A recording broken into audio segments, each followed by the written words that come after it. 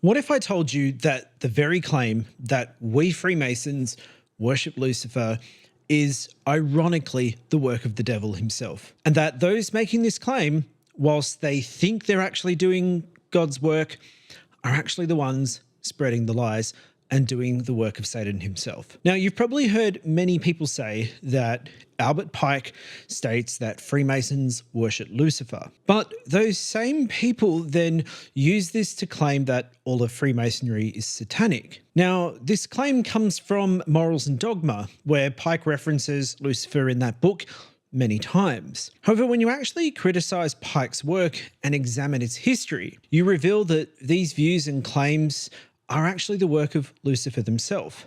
They're all lies. It just goes to show the active work of the devil himself, where any rebuke of him and the revelation of his true identity and nature causes a diarrhea of misinformation, lies, and deceit, all while weaponizing individuals against truth and blinding them with the light they falsely claim is good. So have you fallen prey to the work of Lucifer himself? And have you fallen prey into believing that Freemasonry is satanic worship disguised as an ancient and honourable fraternity? Well, in this edition of Daily Masonic Progress, I'm going to reveal the truth about Freemasonry, Lucifer, and Albert Pike.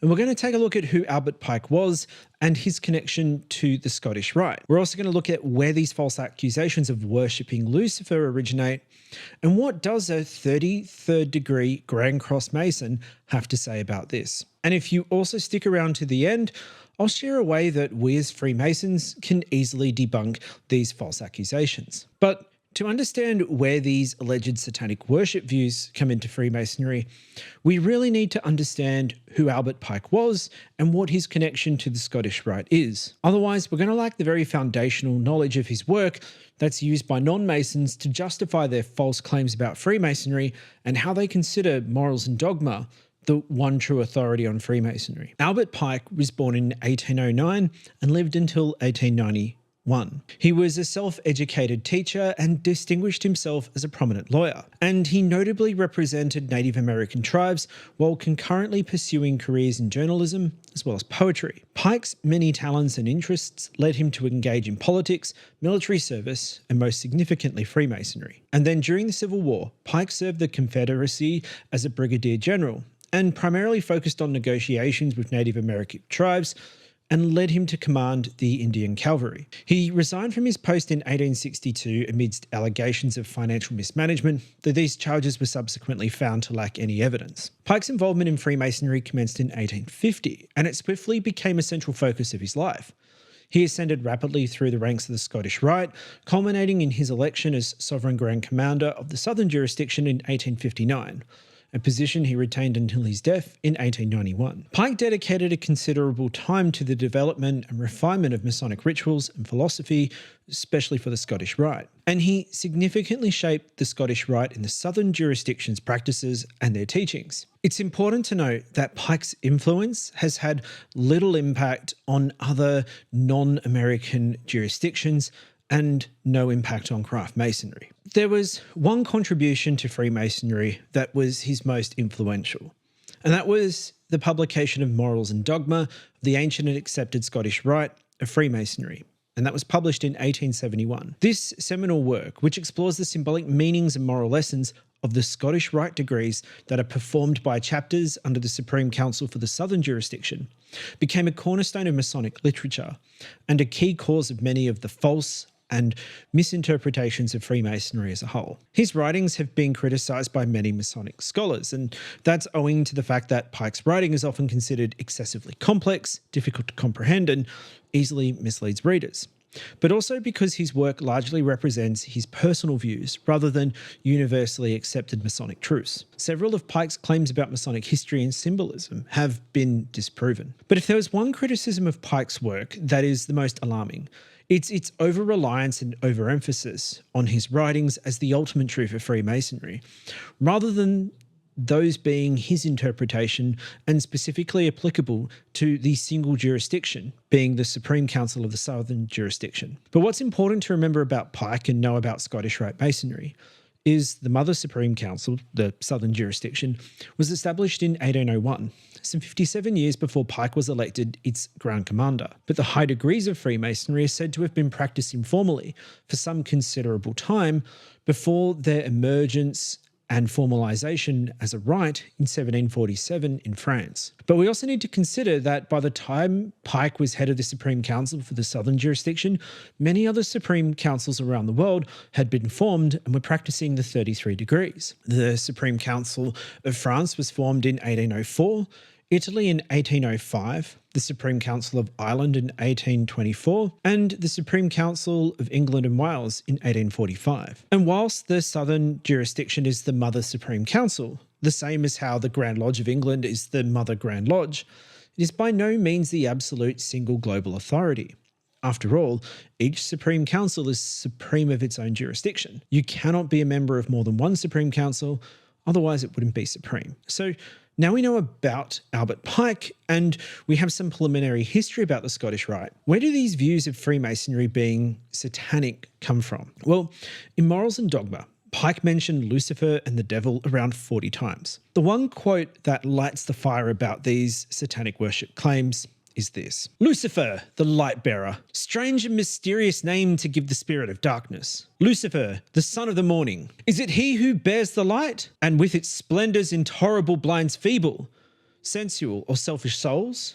Doubt it not. From this very quote, many arrive at the incorrect conclusion and interpretation about Freemasonry concerning Lucifer, but such is only done on a passing glance and without spending any more than a few milliseconds of effort. If you just hear Lucifer, light bearer, and then, like most people who headline read and partially skim the text, it gets easily misinterpreted. But this false interpretation then gets spread and becomes the accepted truth without any interrogation of the actual text it comes from. But do you know what Pike writes before this very controversial quote? Well, here it is. The 19th degree, the apotheosis of that sublime faith which aspires to God alone and despises all the pomps and works of Lucifer. So isn't it ironic that in the very preceding text to this notorious quote, Pike himself states and directs you to God and away from Lucifer, all in the same context of Freemasonry. Now that being said, isn't it always the case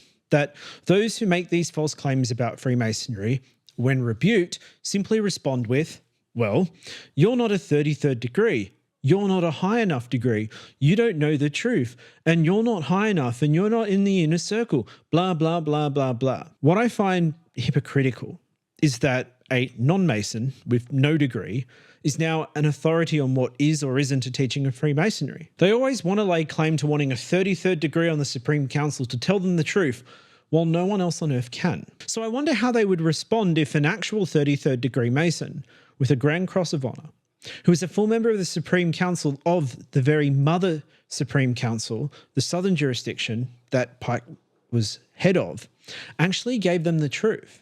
Would they accept it or would they deny it? Well, they'd probably still deny it, and these people would probably deny God himself if he directly gave them any revelation face to face, simply that is contrary to their own false beliefs. Such is the power of the deceiving light of the evil one, and that is exactly what Pike was warning about. That being said, the best explanation and the truth about Lucifer, Albert Pike and Freemasonry comes from illustrious brother Arturo de Hoyos, 33rd degree, Grand Cross of Honour, who is America's foremost expert on Freemasonry, the Grand Archivist and Grand Historian, and a full member of the Supreme Council of the Southern jurisdiction. And this quote, which was shared by Brother Dennis Littleton, 32nd degree, about the passage I mentioned before. Lucifer, the light bearer, strange mysterious name to give the spirit of darkness. Lucifer, the son of the morning, is it he who bears the light, and with its splendours intolerable blinds feeble, sensual, or selfish souls?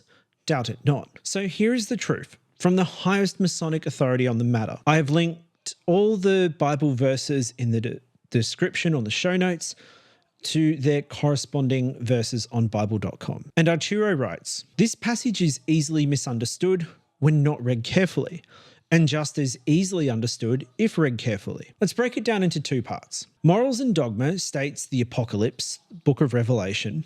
The last book of the New Testament is the apotheosis, or the ideal example of faith, which aspires to God and rejects the works of Lucifer. Clearly, the passage states that the biblical book of Revelation is an example to be righteous. It then adds that Lucifer is a strange name to give the spirit of darkness who uses light to mislead weak and selfish people. Now, I want to pause for a moment on Arturo's comments here, where he says, it then adds, Lucifer is a strange name to give the spirit of darkness who uses light to mislead weak and selfish people. So the point I want to make here is it not the weak and selfish people who claim that they have the true light and that Freemasonry is itself the work of Lucifer? Aren't they the ones being misled by Lucifer's own light into these claims?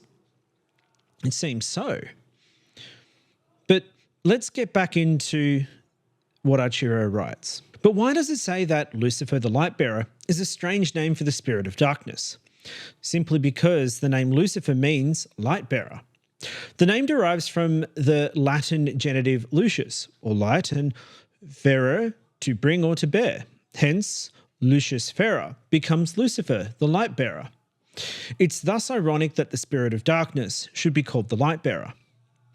The notion that the adversary uses light to deceive people was accepted by the Apostle Paul, who wrote that Satan disguises himself as an angel of the light. And he writes this in 2 Corinthians 11:14. And this scripture may have helped connect the adversary with the name Lucifer, Lucifer, son of the morning. But why is Lucifer called the son of the morning? Well, this alludes to older translations of Isaiah 14:12, which read, "How art thou fallen from heaven, O Lucifer, son of the morning?" And according to biblical commentators, this verse is actually a condemnation of the ancient king of Babylon, who persecuted the Israelites, and doesn't refer to the devil at all. The original Hebrew verse calls the Babylonian king Hillel ben Shachar, meaning day star, son of dawn. The word Hillel, day star, was a title for the planet Venus, which is the second nearest to the sun. Isaiah's language evokes the image of the Babylonian king filled with pride. The Latin Vulgate Bible also uses Lucifer in this verse as the name of the planet Venus, as a metaphor for the king of Babylon, who likewise fall as the planet apparently does. Isaiah's chapter includes a prophecy of his own downfall. The Vulgate's translation of Hillel as Lucifer was not an error. Both the Hebrew and Latin words mean the planet Venus. Additional strong evidence that the word Lucifer does not mean the devil appears in the New Testament. The Latin text of 2 Peter 1:19 actually uses the name Lucifer for Jesus, calling him the day star, who will arise in your hearts, while Revelation 22:16 also calls Jesus the bright and morning star, which is another allusion to the same planet Venus. Clearly, biblical allusions to the planet Venus are merely used to evoke an image of the star's brightness and glory. Fortunately, modern Bible translations frequently include detailed notes which explain and preserve the original context of these and many other difficult passages. Although some early Christians, including Tertullian, considered Lucifer an appellation of Satan, the adversary, in John Milton's Paradise Lost, it helped establish the common notion that Lucifer as the devil, which prevails in much of the English-speaking Christian world today. Indeed, the theology of Milton's epic work colours common notions about biblical theology. Paradise Lost not only relates to how Adam and Eve were expelled from the Garden of Eden, but develops the story of Lucifer, an angel cast out of heaven with his followers.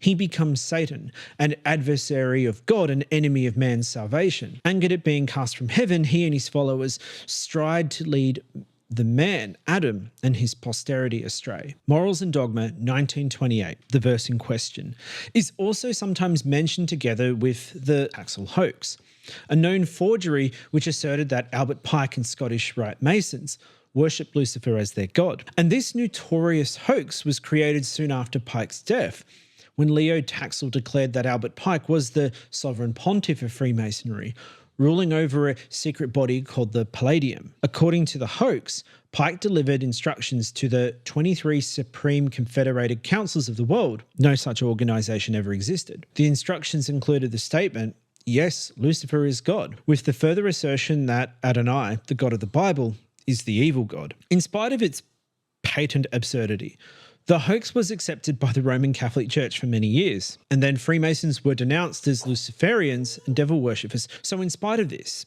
anti-Masons continuously use this false witness against the fraternity. And that is the end of Arturo de Hoyos's writing. So what this all means, though, is that the very claim that Freemasons worship Satan originates from the Leo Taxil hoax and misinterpretations of Pike's writings. Ironically, this false accusation is the work and embodiment of the very deception of Lucifer, Satan, the evil one. And also, despite Taxil's public confession to fabricating these false claims and the fact that Pike's actual writings direct Masons towards God, this misconception continues to persist, demonstrating the enduring power of misinformation and the power of the evil one. So therefore, as Masons, when we're confronted with these accusations that we perhaps worship Lucifer, how can we respond? Well, I think the easiest response to say is, you know it's the work of the devil himself that you believe and push these false claims.